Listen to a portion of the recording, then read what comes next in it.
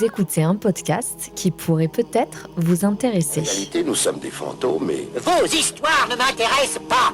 Parce que je la respecte plus, celle morte, que vous tous vivants. Fleur de Cactus est un podcast qui parle de la mort, mais aussi de la vie. La vie et la mort ne va pas l'un sans l'autre, la valeur de la vie n'existant qu'à travers sa finitude.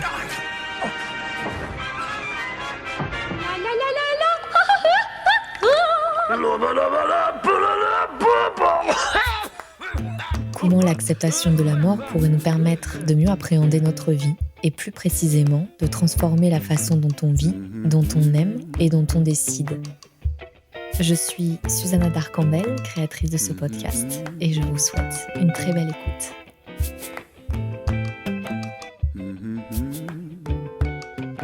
Jusqu'ici, tous les épisodes ont abordé la notion de mort, d'un point de vue sociologique, anthropologique, philosophique. Nous avons commencé, en fait, à nous familiariser avec cette étape de la vie, entourée de mystères, de beaucoup de peurs, qu'est la mort. Et je crois que c'était le moment idéal pour le faire. Si cette crise sanitaire nous a bien rappelé quelque chose, nous, occidentaux, vivant dans une société ultra-moderne et hyper médicalisée, c'est que nous sommes vulnérables et que nous ne sommes pas immortels. Et cette claque a sonné très fort dans nos oreilles, au point de paralyser le monde entier pendant des mois l'année dernière, de s'enfermer chez soi. Cette pause, vécue à huis clos, a été désarmante pour plus d'un. Certains et certaines ont rompu avec leur conjoint ou conjointe, en se rendant à l'évidence. D'autres ont fait des dépressions, d'autres ont changé de vie. Moi, ironie du sort, j'ai créé un podcast sur la mort en pleine pandémie. Pas vraiment glamour quand on veut se faire connaître en tant que créatrice de podcast, nouvelle sur le marché. C'est de cette pause dont j'ai envie de vous parler dans cet épisode et dans ceux qui vont suivre, de cette rupture de rythme que l'on prend suite à une maladie, à une séparation et ultime rupture, à un décès. Et cette pause, c'est le deuil. Difficile à standardiser, tellement il est propre à chacun et chacune, selon les pertes. Perdre sa mère ou son enfant ou son ami dans un accident de voiture sont des situations toutes très différentes. Et dans mon cas, le vivre au Mexique, dans un pays où la mort est familière, cela a sûrement beaucoup joué dans ma façon d'accueillir cet événement dans ma vie.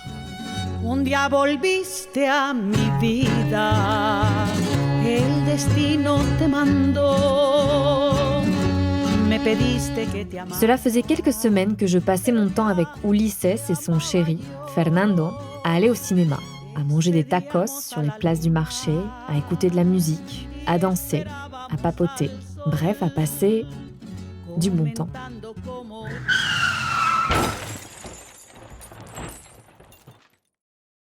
À la seconde où j'ai vu cette voiture nous foncer dessus, j'ai su tout de suite qu'un événement irréversible avait lieu. Faisons un petit parallèle avec le cinéma.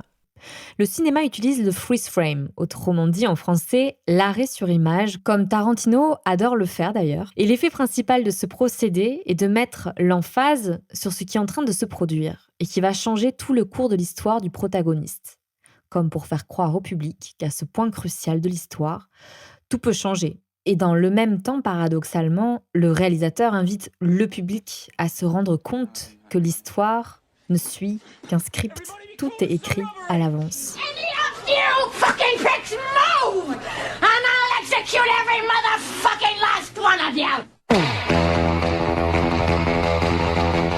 Je ne sais pas s'il existe un destin, mais ce dont j'en suis sûre, c'est que chaque cause, sa conséquence. Et paradoxalement, dans la vie, on a pléthore d'opportunités pour donner un cours différent à sa vie, pour faire des choix, pour en tester quelques-uns et décider que cette voie-là sera la nôtre. On a cette liberté, mais quoi qu'il arrive, s'il y a bien quelque chose que nous ne maîtrisons pas, c'est l'heure de notre mort. Pas d'issue possible. À la fin du chemin, la mort scelle notre destin. Ouais, ça va là, détends-toi un petit peu là. Quoi, c'est vrai, je vais pas mentir quand même. Sinon, je peux dire un truc du genre « Nous sommes mortels et la mort nous le rappelle à plusieurs reprises de façon violente parfois. » Ouais, ça passe.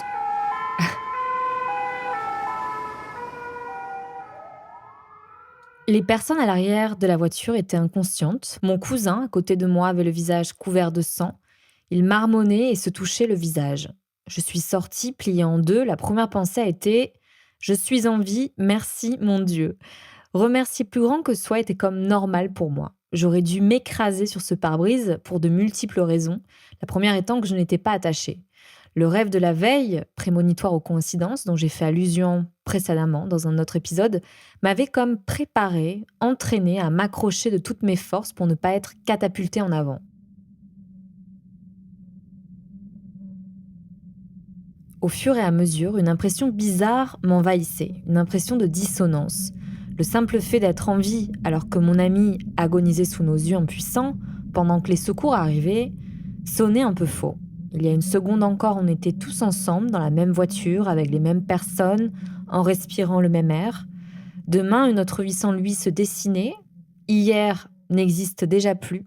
Et là, maintenant, ce degré de douleur, d'incompréhension vertigineuse, ces émotions inconnues font très mal. Le lendemain, j'étais chez mon père, des côtes cassées, des hématomes dont je ne soupçonnais même pas qu'ils puissent être aussi noirs, couvraient tout mon corps. Je pleurais beaucoup et pourtant pas une seule fois, retourner en France ne m'avait traversé l'esprit. Sûrement parce que la douleur physique et émotionnelle était paralysante et que la seule chose que j'avais envie de faire était de ne rien faire. Je prenais le temps de regarder, de dire non, de dire oui, d'écrire. Je ne suis pas allée aux funérailles de Fernando, mais j'ai dit oui à un gâteau au chocolat que mon père m'offrait tous les jours. Je regardais Grey's Anatomy et je vivais au milieu des pinceaux et des pots de peinture de mon père. Je me rappelle de beaucoup de détails alors que 13 ans se sont passés. J'étais là avec mes gâteaux au chocolat à tout disséquer, à essayer de comprendre. Je n'avais absolument rien d'autre à faire. Et je ne pouvais absolument rien faire d'autre. Un día volviste a mi vida, el destino te mandó, me pediste que te amara, pero ya... Quelques jours après le décès de Fernando avec mon cousin, nous avons pris un temps, tous les deux, pour parler de ce qu'il s'était passé. Moi, de lui dire ma colère, mais lui rappeler aussi combien je l'aimais. Lui de me dire sa tristesse, presque impossible à décrire, mais bien là, face à la disparition violente de Fernando. Nous avons beaucoup parlé, et cela pendant des mois au point de faire une colocation ensemble pendant le temps qu'il me restait au Mexique. A pesar de la tristeza, de los momentos de incertidumbre, malgré la tristesse, malgré ces moments d'incertitude que j'ai ressentis quand j'étais chez mon père, notamment en revenant de l'hôpital, malgré ces nuits sans pouvoir dormir, parce que j'étais dans un état d'anxiété intense, ce que je me rappelle de ces mois qui ont suivi la mort de Fernando, c'est notre habilité à rire. Je ne sais pas si tu te rappelles, on était tout le temps en train de rire, en train de parler des heures durant jusqu'à 4 heures du matin. Moi, je pleurais, toi pas vraiment. Peut-être te cachais-tu. On parlait beaucoup de ces tremblements de terre émotionnels par lesquels on passait. Même Lissy disait qu'on était un vieux couple. Tu te souviens peut-être? No me acuerdo muy bien de Je ne me souviens pas de beaucoup de choses. Sí, es una actitud que reconozco. Mais oui, c'est une attitude que je reconnais chez moi quand je vis des deuils. Ce n'est pas le seul deuil que j'ai connu. Es una actitud C'est une attitude très réflexive, une réaction très analytique, très profonde. Et quand j'ai ce clic avec quelqu'un, et dans ce cas, c'était toi, parce qu'on l'a vécu ensemble, mais dans d'autres cas, je l'ai vécu avec d'autres personnes. que lo vivimos juntos, pero en otros casos ha sido con otras personas que prácticamente eso es terapia. ¿Por qué? Porque dura. Et c'est en fait une thérapie, parce que tu parles de ça pendant des heures, tu t'engages à fond dans le sujet, tu es totalement impliqué. No todo el tiempo la lágrima, sino también hay Et bien sûr, ce n'est pas tout le temps les pleurs, il y a aussi les rires, les souvenirs. Ça arrive dans les veillées funéraires. Je ne sais pas comment c'est dans d'autres pays, mais au Mexique, en otras partes del mundo, pero en México. tu peux, dans la même nuit, parce que tu veilles toute la nuit le défunt, ce que l'on a fait, nous, toi et moi, d'une certaine manière, c'est veiller Fernando. Tú deberías experimentar un día el velorio mexicano. El velorio Tu devrais expérimenter la veillée funéraire au Mexique un jour. La veillée funéraire à la mexicaine, c'est du folklore pur jus. Tu peux raconter des blagues sur le défunt, boire de la tequila, manger. velorio, ir y tú. Et même si tu es la personne qui a le plus mal de toutes les personnes présentes, et que le défunt est juste à côté, tu peux aussi jouer et faire une blague au moment de prendre un petit pain. Parce qu'au matin, on sert du café et des viennoiseries. Et tu peux faire une blague coquine, un albur, comme on dit au Mexique. Jugar con el albur y decir que, ay, te gusta la dona. y hacer un albur en el momento Tu peux t'amuser alors que tu es dans le deuil, dans une grande douleur, C'est une attitude très extravertie. parce que tu es à fleur de peau. Je pense très mexicaine. En France, ce n'est pas comme ça. Quand tu vas à une veillée funéraire en France, il faut pleurer, tu dois être triste, tu dois t'habiller en noir. Acabo de ver el funeral. Je viens de voir les funérailles de l'époux de la reine d'Angleterre.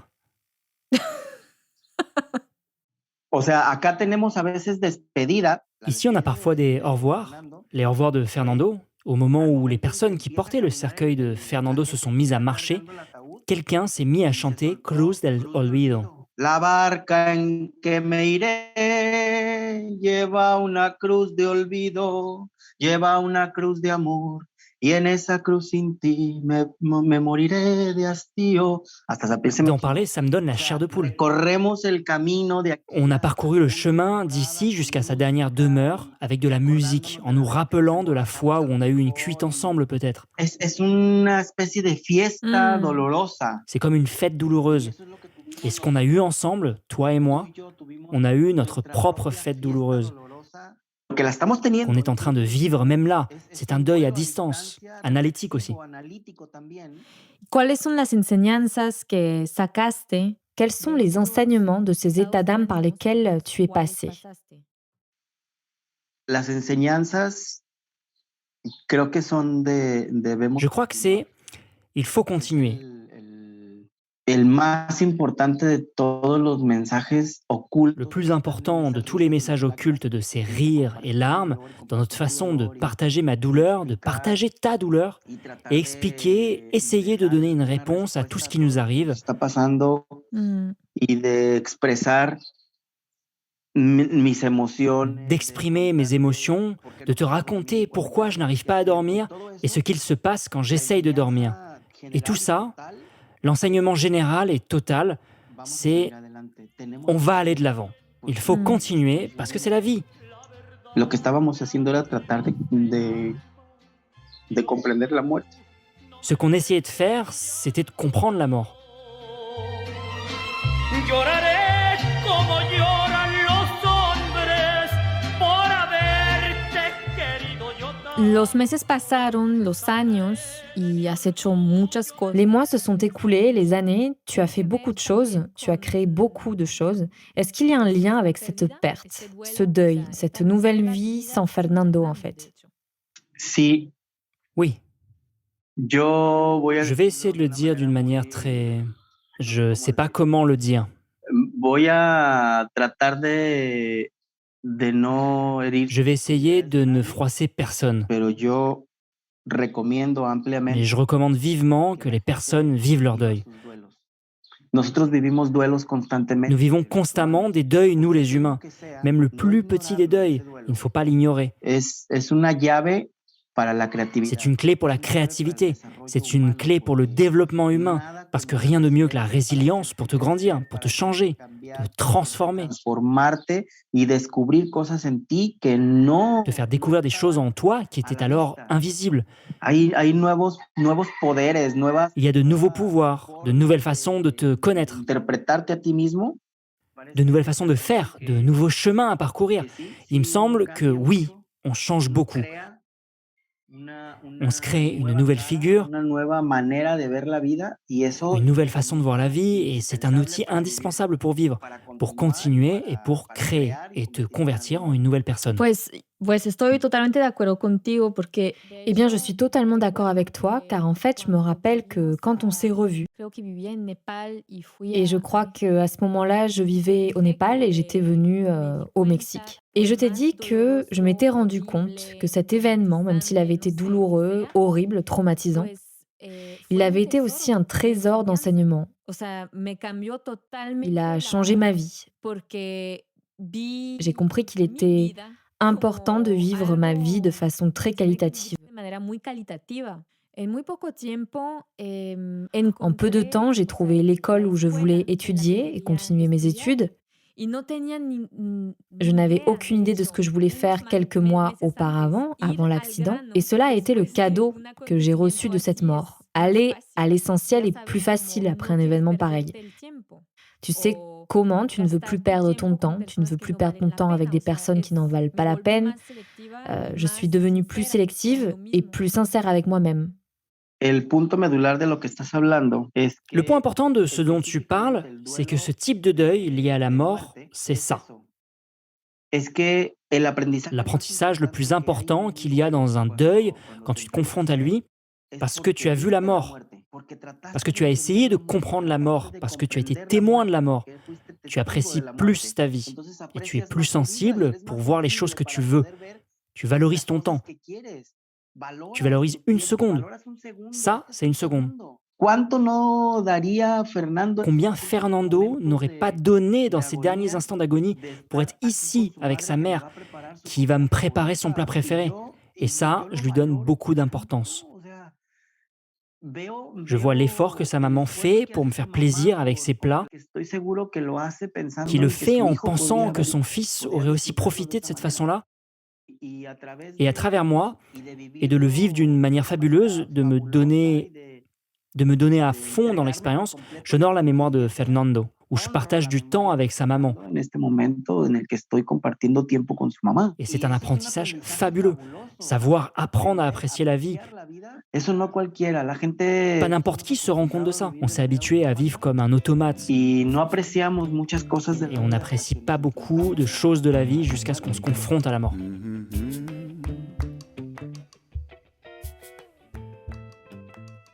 Le mot deuil est issu du latin dolere, qui signifie souffrir, suite à la perte d'un proche. Cette souffrance couvre diverses émotions, la frustration, l'injustice, la colère, le déni, la tristesse infinie, bref des émotions souvent à l'opposé de cette injonction permanente du bonheur que l'on subit au travail, dans la famille, sur les réseaux sociaux, à plein de niveaux en fait. Parce que la vulnérabilité est souvent assimilée à de la faiblesse dans un environnement où l'on doit être utile à la société. Une société toujours innovante, toujours rapide, moderne, toujours assujettie à un temps qui se doit d'être capitalisé. Or, le deuil, c'est tout le contraire. C'est un chemin interne, un moment de repli sur soi. C'est lent, relativement long, fragmenté. Le deuil nous octroie donc une pause à la fois sociale et émotionnelle. Et donc, il nous invite à l'introspection, à regarder en nous. On a mal, rien d'autre n'existe que cette douleur teintée de 1000 émotions. Cette douleur fait écho à d'autres traumatismes parfois, d'autres choses que l'on n'osait pas se dire, car au final, que l'on souffre pour quelque chose ou une autre, la douleur a la même couleur. Tout notre être est à fleur de peau, et ça pique. Je m'excuse d'avance auprès des personnes qui seraient choquées d'entendre la suite de cet épisode, car selon moi, le deuil, suite à un décès, est un apprentissage unique pour observer qui nous sommes et qui nous voulons incarner pour le reste de notre vie. Si l'on se donne la peine de vivre ce deuil et non pas de faire son deuil, comme si faire son deuil, se débarrasser de cette douleur insupportable le plus vite possible, pouvait ramener une sérénité nécessaire à notre survie sociale. Car une personne endeuillée, pour les autres, c'est difficile à comprendre et même à supporter. Alors, pour la personne endeuillée, papy est mort parce qu'il était vieux, et donc c'est la vie. On se remet vite au boulot et hop, la vie continue. Pourquoi le deuil est-il si puissant, le vivant et en l'accueillant ? La mort est opposée à la naissance dans la roue du cycle de l'existence. On naît, on vit et on meurt. C'est sûrement la raison pour laquelle le deuil, en cas de décès, en nous renvoyant à notre propre mortalité, renvoie ce qu'il y a de plus primitif en nous. Pourquoi est-ce que je vis ? Pourquoi suis-je né ? Et là, on y est, la quête de sens. Cette quête de sens survient lors d'un burn-out, par exemple, lors d'une rupture amoureuse, lors d'un profond sentiment de souffrance, qui justement annihile toute volonté de poursuivre sa vie de cette façon, ou même dans des cas extrêmes de poursuivre sa vie tout court. Donc il y a différents deuils, des deuils liés à des décès, mais aussi des deuils liés à des petites morts, qui sont aussi douloureuses. Pourquoi est-ce que je vis ? Cette question qui apparaît en filigrane lors du deuil nous oblige à considérer notre façon d'exister, de socialiser avec les autres et d'observer notre manière qu'a notre esprit à faire des compromis. Faire des compromis, s'il y a une phrase qui m'hérisse le poil, c'est bien celle-là. Faire des compromis en travaillant des heures durant au détriment de notre vitalité. Faire des compromis en acceptant des comportements choquants de la part de notre partenaire pour faire durer la flamme. Faire des compromis en faisant un travail socialement reconnu, mais qui ne nous rend pas heureux. Faire des compromis, c'est ce qu'on nous demande de faire à chaque instant. Et il n'est pas rare d'entendre des personnes endeuillées d'avoir fait le ménage dans leur relation, d'avoir changé de métier et d'arrêter de vivre dans la demi-teinte. Car c'est ça, faire le compromis finalement. Bon, je pose ça là et libre à vous d'explorer ce concept du compromis qui, à mes yeux, est totalement différent de ce que peut être un accord avec l'autre ou un accord avec soi-même, en toute conscience. Et quand on est en deuil, on revisite nécessairement le passé, on considère le présent et on questionne un futur obligatoirement différent car la personne décédée ne fait plus partie de notre paysage. On assiste à l'éveil de sa propre conscience. Une nouvelle vie apparaît du fait de ce changement, mais aussi parce que l'heure est à l'essentiel. Bien sûr, c'est le deuil tel que je l'ai vécu et il en existe bien d'autres. Le deuil que j'ai vécu à la mort de Fernando a été bien différent de celui de Uli. Il est sûrement bien différent de ce que peut vivre une mère quand elle perd son enfant. Peut-on jamais se relever à la suite du décès de son enfant ? Je crois que le point commun à tous ces deuils, c'est le potentiel que ces émotions peuvent nous apprendre, si l'on décide qu'elles seront des outils pour lire en nous et surtout pour laisser de côté ce qui est en trop, ce trop-plein que l'on ne peut plus contenir. J'aime bien voir les larmes comme un moment de purification de soi. On s'épuise quand on pleure, on nettoie, on frotte avec une eau claire qui sort des tripes. Et après, on se sent un peu mieux. On repleurera peut-être. Mais la souffrance à bien des égards n'est pas figée. Un gâteau au chocolat, un ciel ensoleillé, la générosité d'un sourire vous prouvera le contraire. Des moments de bonheur s'infiltrent dans notre vie de tous les jours et peuvent même prendre d'autant plus de place en s'employant à en créer. Mais alors, à quel moment décide-t-on de rire davantage que de pleurer ? A-t-on besoin d'aide pour se sortir de cette souffrance ? C'est ce que je vous propose d'explorer dans le prochain épisode, diffusé dimanche prochain. Vous pouvez retrouver Fleur de Cactus sur toutes les plateformes d'écoute en streaming. Et je ne le dirai jamais assez, laissez une petite note, un avis sur Apple Podcast. Je vous souhaite un très bon dimanche.